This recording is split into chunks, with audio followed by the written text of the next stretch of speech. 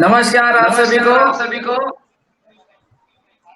और नमस्कार कालिका सर। मंदिर ऑर्गेनाइजेशन को और महाकाली कालिका मंदिर पेज को और सभी कार्यकर्ताओं को मेरा प्रणाम कि आप लोगों ने बहुत अच्छा ये सम्मेलन किया। हमारे उत्तराखंड के फेमस गायकों को भी बुलाया और जाने माने जो कार्यकर्ता है उन सभी को भी एकत्रित किया। तो आप सभी लोगों का बहुत बहुत धन्यवाद। और कुछ लोगों के जो स्पीकर हैं वो म्यूट कर दीजिए, आवाज रिफ्लेक्ट आ रही है। जी, योगा गुरु नरेश जी का बहुत बहुत स्वागत है महाकाली महासम्मेलन 2020 में। योगा गुरु, आप तो जानते ही हैं कि इस टाइम कोरोना की कितनी मार चल रही है, महामारी। इस टाइम पे अपने स्वास्थ्य पे लोग बहुत ज्यादा ध्यान दे रहे हैं। बिल्कुल और इस विषय में आप अपने मुखार बिंदु से कुछ दर्शकों को बताएं किस तरह से हम इस महामारी से बचें। जी। एक तो हमारी सरकार ने जो फोन पे सुविधा किया कि जैसे कॉल लगाते हैं तो तुरंत आता है कि बार बार हाथ धोएं, मुंह पे मास्क लगाएं, जहां भी लोगों की भीड़ भाड़ है वहां पर ना जाएं। तो इसका हमें विशेष ध्यान रखना है क्योंकि पहला डॉक्टर हमारा यही है कि मुंह पे मास्क लगाएं, बार बार हाथ धोएं और लोगों से दूर रहें। तो अगर ऐसा करते हैं तो सबसे पहले वो शेप रहेंगे। और उसके साथ साथ मैं सभी को ये जानकारी देना चाहूंगा कि स्वास्थ्य ही सबसे बड़ी संपत्ति है। जी, क्योंकि अगर हमारा स्वास्थ्य ठीक नहीं है तो कुछ भी ठीक नहीं लगता, चाहे आपके पास कितनी भी धन दौलत है, वो सब बेकार है। तो आज मुझे बड़ा सौभाग्य प्राप्त हुआ कि हमारे क्षेत्र के सभी लोग मुझे देखेंगे, तो मुझे बड़ा गर्व महसूस हो रहा है। तो दीपक भाई, संजय भाई, और बहुत बढ़िया काम कर रहे हैं आप लोग। धन्यवाद नरेश भाई आपका। गुरुजी, आपके लिए बहुत मैसेजेस भी आ रहे हैं, गुरुजी प्रणाम, क्योंकि मुझे पता है कि आप ऑनलाइन क्लासेस भी देते हो। तो आप किस तरह से गुरुजी, किस तरह से अभी लोगों को क्लासेस दे रहे हो, क्योंकि अभी तो गैदरिंग हो नहीं पा रही है, तो आप किस तरह से जी। लोगों को मोटिवेट कर रहे हैं स्वास्थ्य के प्रति? वैसे तो मैं रोज रोज एक एक वीडियो डालता रहता हूँ नया नया हेल्थ के प्रति, और लाइव भी आता हूँ अपने फेसबुक पेज से, जिससे लोगों को जागरूकता फैले और लोग अपने स्वास्थ्य का विशेष ख्याल रखें। और देख देख कर कम से कम वो मोटिवेट तो हो कि मुझे कुछ करना चाहिए, मुझे कुछ करना चाहिए। हम लोगों की जी एक आदत होती है कि आलस, आलस सबसे बड़ा हमारा दुश्मन है। तो अगर हम जी आलस को भगा दें तो हम बहुत कुछ कर सकते हैं। जी, बहुत बढ़िया, जी, बहुत बहुत अच्छी बात बोली आपने कि आलस को भगाना बहुत जरूरी है, तभी बहुत हम जरूरी है। स्वस्थ रह पाएंगे। और योग उसके तो लिए योगा महत्वपूर्ण भूमिका योगा निभाता है। गुरु जी, ये एक हम जो जी ये लाइव है हमारा महाकाली मंदिर के थ्रू जो हो रहा है, ये हमारे क्षेत्र के लिए, तो गांव में रह रहे लोगों के लिए आपका क्या मार्ग जी, प्रशस्त रहेगा योगा के समक्ष? बिल्कुल मैं उन लोगों को ये संदेश देना चाहूंगा जो भी गांव में हैं, और गांव का एनवायरनमेंट में मैं भी पला हूं, मैंने भी ये देखा हुआ है कि सबसे पहला हम लोग एक तो वहम बहुत करते हैं। कई बार बुखार भी आ जाता है तो हम लोग सोचते हैं कोई देवी देवता का प्रकोप होगा या मुझे नजर तो नहीं लग गई। पहले इन चीजों को देखते हैं, ये नहीं देखते कि मेरा स्वास्थ्य ठीक है, मैंने टाइम से खाया नहीं खाया, रेस्ट किया नहीं किया। तो इस तरफ अंधविश्वास हमारे अंदर बहुत ज्यादा है, तो वो थोड़ा कम होना चाहिए।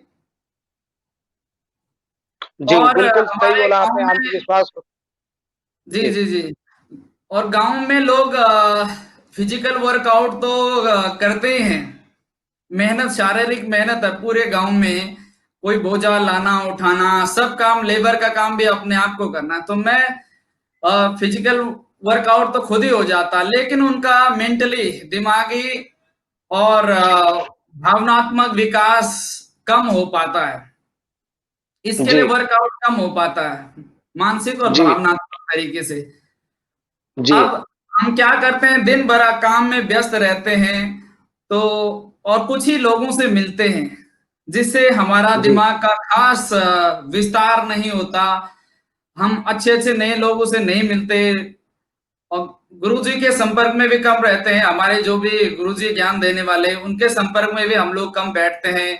अच्छे लोगों के संगत में कम बैठते हैं और जहाँ बुरे लोग हैं, उनके संगत में ज़्यादातर लोग बैठ जाते हैं। तो उसके कारण उनके अंदर अज्ञानता फैलती है और नशे का हमारे गाँव में या इधर-उधर पहाड़ों में नशा लोग ज़्यादा करते हैं। एक तो बीड़ी बहुत पीते हैं, दूसरा शराब बहुत पीते हैं और गुटखा पान भी खाते हैं।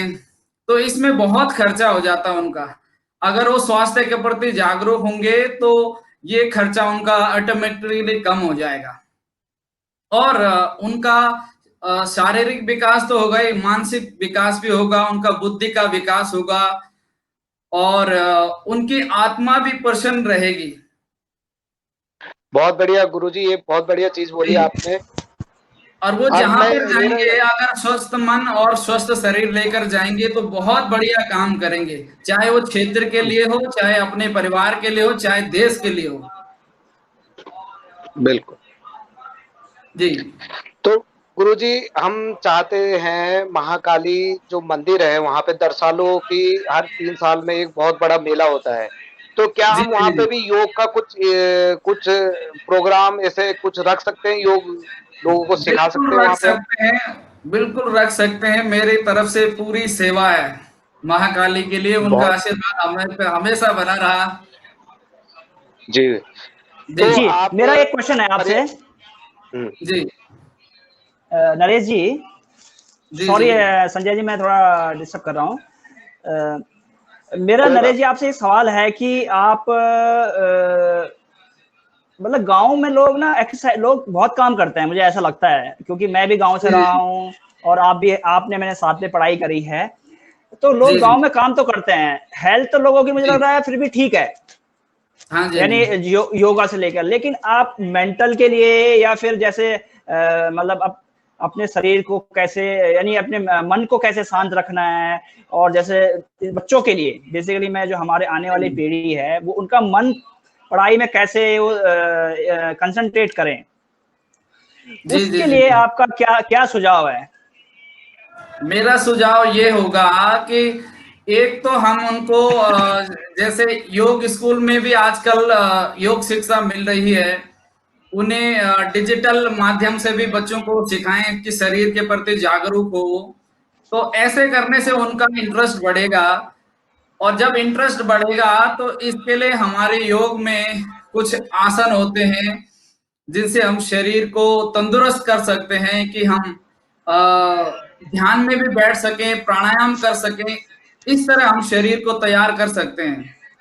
तो जब तक हम आसन नहीं करेंगे, तब तक प्राणायाम नहीं होगा ठीक से और जब तक प्राणायाम ठीक नहीं होगा, तब तक ध्यान नहीं लगेगा और जब तक ध्यान नहीं लगेगा, तब तक मन हमारा स्थिर नहीं होता, एकाग्र नहीं होता। तो इस तरह विधिवत अगर हम करें, तो हम अपने मन को केंद्रित कर सकते हैं और अपने शरीर, मन और आत्मा को संतुलित कर सकते हैं। तो पहले हम घर के बड़े-बड़े लोग इसको फ़ॉलो करें, फिर बड़ों को देखकर बच्चे भी उसको फ़ॉलो करेंगे, फिर हमारे बच्चों का भी इस तरह रुझान होगा योग में और उसका उन्हें पूरा बेनिफिट मिलेगा। जी। योगा गुरुजी, धन्यवाद।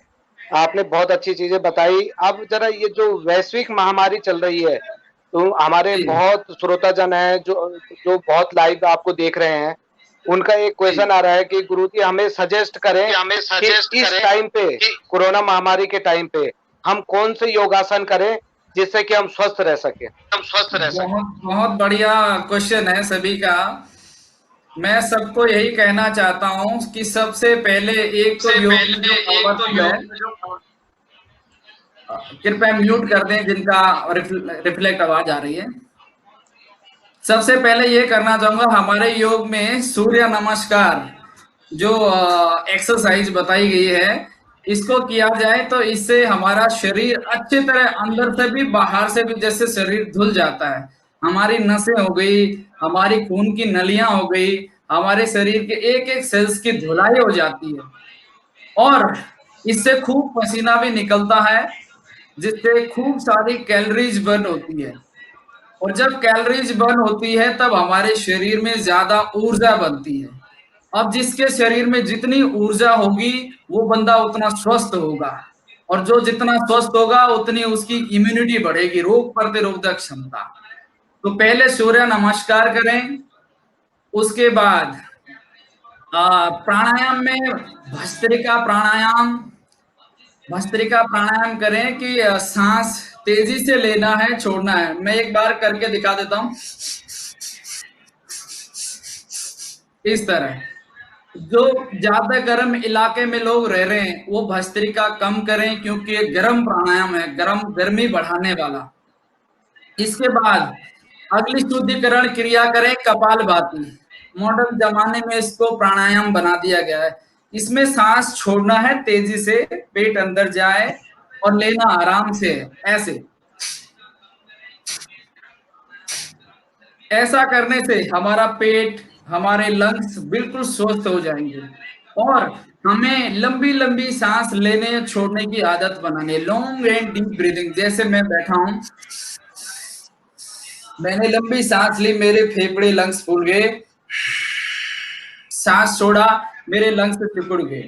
तो हमें अपना रेस्पिरेटरी सिस्टम, लंग्स से रिलेटेड सिस्टम मजबूत रखना है क्योंकि यहाँ नाक से लेकर और पूरा विंड पाइप और पूरे लंग्स हमारे हेल्दी रहेंगे तो उनको कोरोना वायरस का इफेक्ट कम होगा। ये मेरी सलाह है सबके लिए। बहुत बहुत बढ़िया गुरुजी, बहुत बढ़िया, आपने बहुत अच्छी। अच्छा गुरुजी, हम कई लोगों का ये भी क्वेश्चन आ रहा है कि आपसे हम डायरेक्ट जुड़े, कैसे जुड़ सकते हैं योग के उस पे? आपका कोई यूट्यूब चैनल है, क्या है?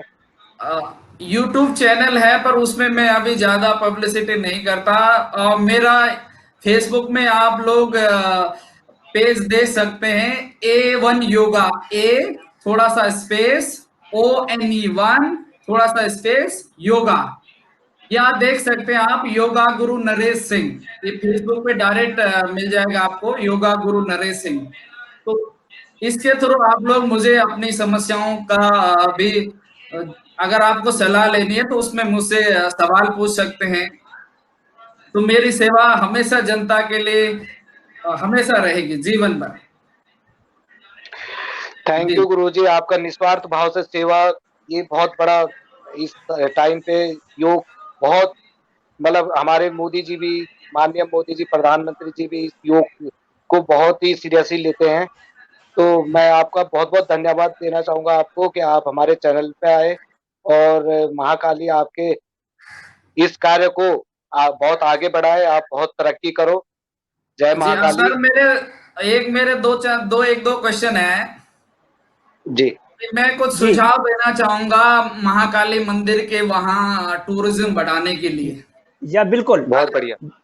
तो क्योंकि मैं चाहता हूं कि हमारे लोगों को वहां पर रोजगार मिले, तो मैं जैसे वैष्णो देवी गया तो मैंने वहां पर देखा कि एक तो वहां पर कुछ दुकानें हैं। दुकानें कैसी है कि वहां फूल माला मिलता है, माता का प्रसाद मिलता है, चने मिलते हैं, ड्राई फ्रूट्स मिलते हैं, माता की चुन्नी मिलती है, धूप अगरबत्ती मिलता है या लड्डू मिलते हैं प्रसाद के लिए। तो इसका पहला वहां पर एक दुकान खोला जाए और सभी महाकाली समिति के सभी मेंबरों से मेरा निवेदन है कि वहां पर एक दुकान का पहले उद्घाटन किया जाए। आप लोग अपने हिसाब से देख लेना कि क्या बेटर रहेगा। ऐसा करने से क्या होगा, लोगों को सुविधा मिलेगी कि वो प्रसाद वहीं से खरीदेंगे और अपने घर भी प्रसाद लेके जाएंगे। क्योंकि हम कहीं जाते हैं वैष्णो देवी तो वहां से प्रसाद लेके आते हैं कि माता रानी का प्रसाद है, सबको बांटते हैं। तो पहला ये चीज वहां पर होना चाहिए। और दूसरा मेरा सुझाव है कि वहां पर जैसे टूरिस्ट आते हैं बाहर से लोग घूमने के लिए, तो एक और दुकान हो जहां पर चाय, समोसे या लोगों को आलू कचौड़ी कुछ मिल जाए, क्योंकि भूख लगता है। मंदिर काफी हाइट पर है और भूख प्यास लग जाती है वहां जाते जाते, चढ़ते चढ़ते। तो अगर ये चीज मिल जाए तो आदमी वहां पर बड़ा कंफर्टेबल फील करेगा। तीसरा सुझाव है कि वहां पर एक फोटोग्राफर की सुविधा हो, कि वो फोटोग्राफर तुरंत, जैसे किसी को माता रानी मंदिर के सामने फोटो खिंचाना है तो वो उसका फोटो निकाल कर प्रिंटर से तुरंत उसको दे दें, या वो फ्रेम बनाना चाहेगा तो एक यादगार के तौर पर वो अपने घर ले जा सकता है, देश विदेश ले जा सकता है उसको, कि मैं महाकाली मंदिर गया था, वहां के ये निशानी लेकर आया हूं। और दूसरा, फोटोग्राफर वाले के साथ एक अगर कोई कर सके इन्वेस्टर, तो वहां एक टेलीस्कोप की व्यवस्था हो, कि वो दूर तक वहां गेस्ट को बोला जाए कि यहां से हिमालय दिखता है दूर तक। तो अगर ऐसा करने पर वो उसका अगर खर्चा भी लेना चाहेगा 10-10 रुपए पर बंदे से ले सकता देखने वालों से, तो दूर हिमालय भी दिखेगा। तो ऐसे करने से हमारे वहां पर टूरिज्म बढ़ेगा, लोगों का आना जाना होगा। और एक अगला पॉइंट रह गया लास्ट, कि हमारे वहां पर गेस्ट तो आ सकते हैं, मैं मेरे बड़े बड़े क्लाइंट से मैं वहां पर ला सकता हूं उनको, तो उनको लाने ठहरने की वहां पर व्यवस्था नहीं है। तो मैं चाहता हूं कि अगर जैसे खाली ढैया जगह है, बढ़िया जगह, वहां पर गाड़ी आ जाएगी टूरिस्ट की, तो वहां पर कुछ अगर गेस्ट कोई 2-4 कमरों का गेस्ट हाउस बना दे जहां पर ठीक ठाक से व्यवस्था हो, तो मैं वहां यहां से शहरों से मैं क्लाइंट टूर वहां ला सकता हूं। ये मेरा सुझाव है। तो इस बात को समिति में रखा जाए कि पब्लिक से ऐसे सुझाव आए हैं, तो आप लोगों का इस पर क्या विचार है? जी। योगा गुरु नरेश जी, बहुत अच्छे सुझाव हैं आपके, और हमारे द्वारा ये सब नोट कर दिए गए हैं। हम इस बारे में समिति से जरूर, इसके विषय में हम जरूर बात करेंगे, और दीपक जी ने शायद ये चीजें सारी नोट कर ली होंगी हमारे माध्यम से। जी जी। तो जी योगा बिल्कुल। गुरु जी, जाते जाते हम आपसे यही कहेंगे, ये आपने जो स्वास्थ्य प्रक्रियाएं, जो स्वास्थ्य सुझाव लोगों को दिए हैं, सब इसे अपनाएं और कोरोना काल से अपने को बचाएं। धन्यवाद। ठीक है, जी बहुत बहुत धन्यवाद धन्यवाद। गुरु जी। धन्यवाद।